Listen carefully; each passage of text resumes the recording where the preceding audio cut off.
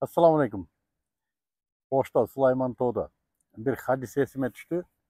Şunu bir kenenirek kılıp aytıp bereyim деп атам да. Bismillahirrahmanirrahim. Manasını aytıp berem. Alımlar uruşpasın.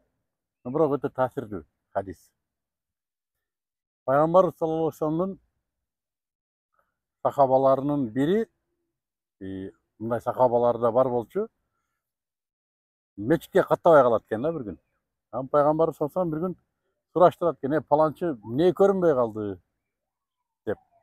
Çakırgılaçı deyt okşayt, anan kelip, nese meçitте көрünбөй kaldıң dese, Allah'ın elçisi çındığını aytkanda kiyimimiz yok deydi eкен. Ayalım ökөөбүздүн kiyimimiz yok deydi eкен. Мунун бүгүнкү мээ көтөрбөйт, бизде бүгүн кийими жок деген адамдын шкафы толо кийим. Просто жаңы кийимим жок, модный кийимим жок дегенди айтса керек да. Азыр көп адамдар кийимим жок дейт. Бирок шкаф толо кийим. Ал сахабаныкы андай эмес. Физически кийим жок. Аялы экөөсүндө бир кийим бар экен. Мен кийинип алып намаз окуйм, анан кийимди аялыма берем, ал окуйт, мен буручта отуруп турам дейт экен. Вот ушундай, ушунчалык деңгээлде факыр экен да, колунда жок. Пайгамбар саллаллаху алейхи ва саллям айтып атат. Үйүңдө эмне бар дейт. Bir gözeti var eken, kumganı var eken. Bir japaranyaz bir idişi var eken, kumgan. Oşo var deyt. Alып келди. Баягындай башка идиш, баягы кандай десем, сервиз ондой эчтеге, бир эле кумган. Кантип оокат жейт билбейм. Мээм көтөрбөйт. Анан алып келет. Мына кумганды ким алат дейт, сахабаларына. Сахабалардын ар түрдүүлөрү бар, анын үстүнө Пайгамбарыбыз саллаллаху алейхи ва саллямдын колунан бир нерсе алыш бул мубарак. Талашып жүрүп, аукцион болот. Бир сөз менен айтканда алышат. Анан түшкөн тыйынды, акчаны Пайгамбар саллаллаху алейхи ва саллям бир бөлүгүн баягы сахабага берет. Мына үйүңө бир нерсе апар мынага дейт. Анан калган бөлүгүнө балта сатып алат. Кадимки балта. Балтаны сатып алып, bir sap жасайт өзү. Талдан бир нерседен bir sap жасайт дагы, сону саптап туруп, анан баягы сахабага берет. Мунуну ал дагы дейт. Отун чаап келип сат базарга дейт. Баягы сахаба Пайгамбарыбыз саллаллаху алейхи ва саллям айткандай кылып, отун чаап, базарга каттап, баягы отунду сатып жүрүп, көп өтпөйт. Эсимде бар ушул бир айдан өтүп өтпөй, Пайгамбарыбыз саллаллаху алейхи ва саллямга белек менен келет. Мис жыттанып келет экен. Пайгамбар саллаллаху алейхи ва саллям бизнес нөлдөн үйрөткөн киши да. Биз жана жаңы бизнес нөлдү баштаганда бул шариятта кандай дейт да.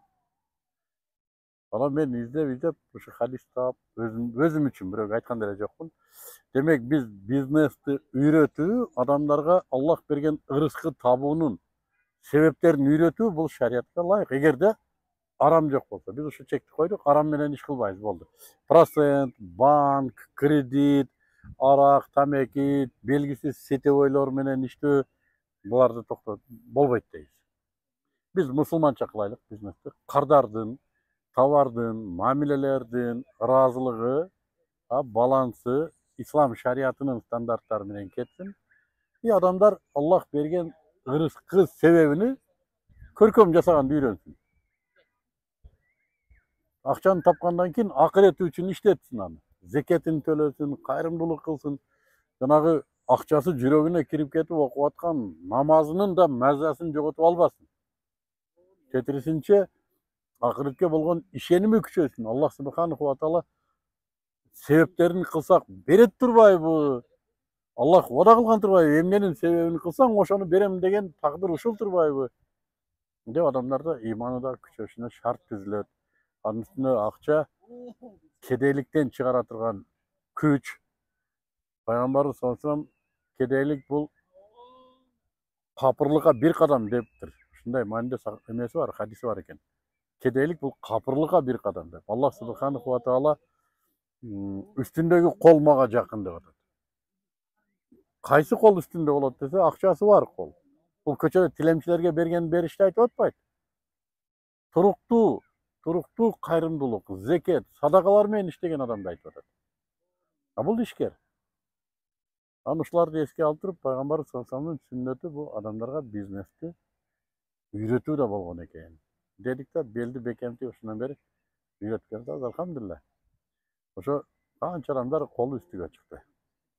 Деги эле ислам принциптерин карасак, ислам байлардын дини экен, ушуну түшүндүк. Кедейлердин дини эмес экен. Ислам байлардын дини экен. Дагы бир жолу айтам, ислам байлардын тили, дини. Далил башкасына кирбей эле койгула, 5 түркүк. Ла иляха иллаллах, Рамазанда орозо кармоо, ажылыкка баруу, зекет төлөө да.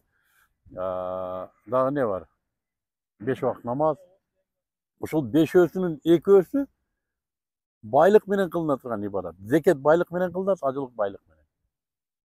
Демек, динин толук кылам деген адам ушу 5 түркүктү аткарыш керек. Пайгамбар ушу дин 5 түркүктүн үстүнө турат деди да. Ушунун 2-өсү байлык менен болот. Тилекке каршы бул зекет айлык менен төлөй албайсың. Зекет нисапка жетпейт. Азыр биздин айлыгыбыз нисапка жетпейт балдар. Ошол учурда бүгүн ар бир адам бизнес кылса боло турган шарт бар. Балким 10-15 жыл мурун ар ким кыла бербеш мүмкүн эле. Оор. Азыр интернет аябай сонун шарт түздү. Ийли бой адам бизнес кыла алат азыр. Мен эгер муфтий болсом, ушинтип айтат элем. Бүгүн бизнес баштоо фарзы айын демекмин. Эмнеге? Зекет фарз айынга өтөбү? Мына ушундай шартта. Ушундай шартта. Зекет төлөш мүмкүн, имканы турат. Просто кашайып сен кылбай атасың. Бүгүн ушу имкан турат. Мүмкүнчүлүк турат. İşteyim дегендер интернетте эле иштеп атат. Муну айтсаң эмне дейт? Интернетте реклама кылуубу дейт. Даже кызыккан эмес. Интернетке бир нерсени алып чыгып сатуубу дейт. Бул эмне экенине кызыккан да эмес, зекетти кой.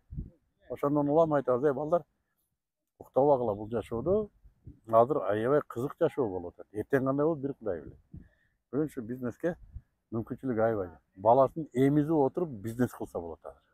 Мен жүгүрүп жүргөн эркектерди айткан жокмун. Бала эмизип отурган аял бизнес кылса болот. Үйүндө отуруп. Билбесе үйрөнсүн. Үйрөтө турган нерселер да көп. Ушундай туугандар.